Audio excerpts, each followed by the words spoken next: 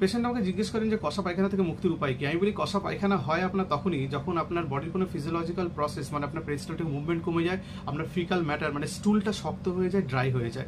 এর জন্য আপনাকে প্রচুর পরিমাণে জল পান করতে হবে। 2 নম্বর আপনাকে অ্যাডিকশন থেকে দূরে থাকতে হবে, অ্যালকোহল এবং স্মোকিং থেকে। 3 নম্বর আপনাকে হোম ফুড খেতে হবে এবং হাই ফাইবার কন্টেনিং ফুড খেতে হবে। পালসেস লিগুম হতে পারে, গ্রিন ভেজিটেবলস হতে পারে, ফ্রুটস হতে পারে। মাছ খেতে পারবেন, ডিম খেতে পারবেন। মাংস একটু অ্যাভয়েড করতে হয় কারণ মাংস কনস্টিপেশন করে ইটসেলফ। আর আপনার সিডেন্টারি লাইফস্টাইল থেকে আপনাকে বেরিয়ে আসতে হবে, আপনাকে ওয়াক করতে হবে, এক্সারসাইজ করতে হবে। আপনার ওজন বেশি থাকলে সেগুলোকে কমাতে হবে।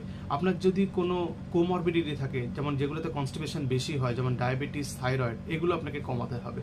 আর আপনাকে যখনই সময় পাবেন আপনাকে একটা অন দ্য টোজ থাকতে হবে, মানে আপনাকে হেঁটে চলে বেড়াতে হবে, এক্সারসাইজ করতে হবে, কেউ সুইমিং করতে পারেন। এই প্রসেসগুলো, পদ্ধতিগুলো ফলো করুন, আপনার